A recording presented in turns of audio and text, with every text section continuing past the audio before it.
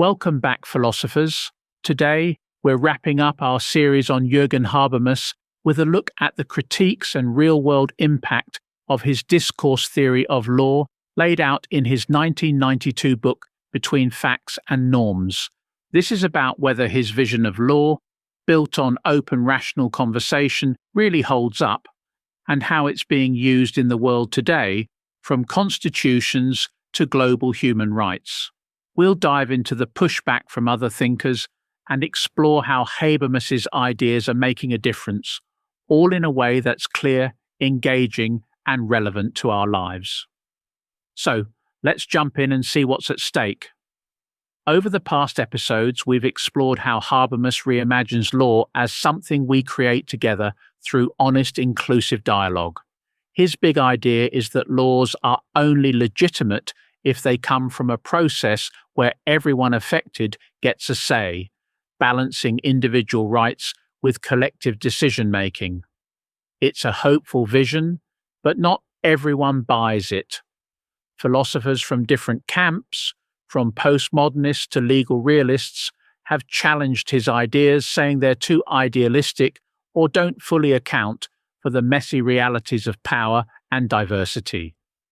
At the same time, his theory has inspired real-world changes, from new constitutions to experiments in democracy. Let's unpack both sides to see what Habermas's legacy really means.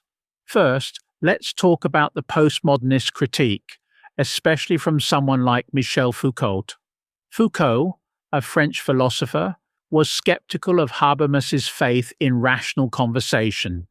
He argued that every discussion, no matter how open, is shaped by power. Think of who controls the media, who has the loudest voice, or who sets the rules. For Foucault, laws aren't the result of fair debates. They're tools of control, like how governments use surveillance or prisons to enforce order. He'd say Habermas's dream of a perfect power-free conversation, what Habermas calls the ideal speech situation, is impossible because power is everywhere, baked into how we talk and think. Habermas doesn't dodge this critique. He admits power is real, but insists we can still aim for better conversations. His ideal speech situation isn't something we fully achieve, it's a goal to guide us. Think of it like aiming for a perfect democracy. We know it's not perfect, but we set up systems like fair elections or independent courts to get closer. Habermas says that by designing institutions that reduce domination, like transparent laws or public forums, we can make laws more legitimate, even if power never fully goes away. It's a practical optimism, not a naive one, and it sets him apart from Foucault's darker view. Then there's the legal realists, like Richard Posner, who say Habermas's theory is just too impractical.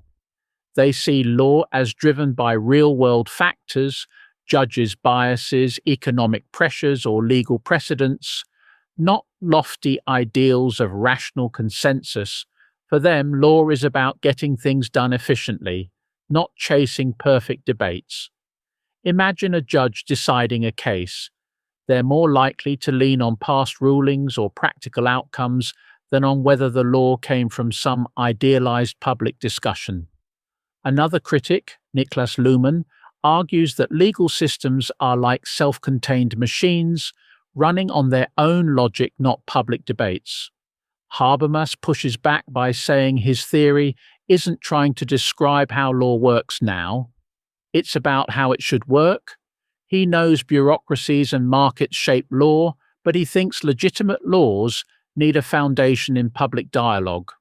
For example, when courts hear input from advocacy groups or public protests influence policy, that's the kind of deliberative process he's talking about. His theory is a yardstick for making law fairer, not a snapshot of today's messy reality.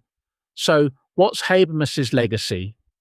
His discourse theory gives us a way to think about law as a democratic project, not just a set of rules imposed from above. It's about making sure laws reflect the voices of everyone, not just the powerful. The critiques from postmodernists and juridical realists push us to see where his ideas fall short, but they also show how adaptable his framework is.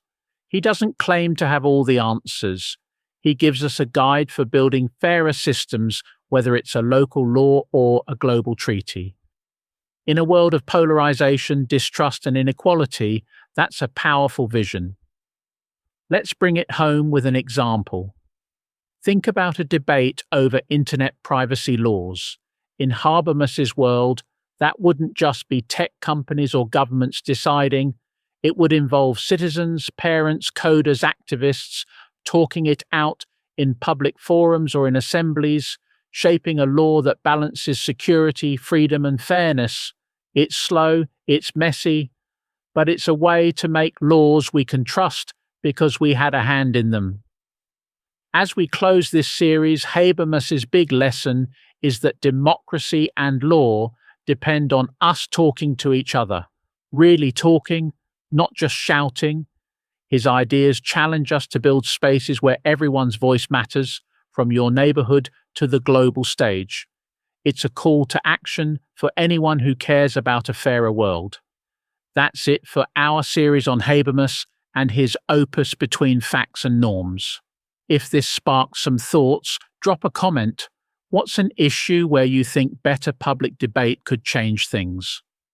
Maybe it's a local law, a national policy, or a global cause. And if you've enjoyed diving into big ideas with us, hit that subscribe button and join us next time as we explore another corner of the philosophical universe. Thanks for listening and keep questioning.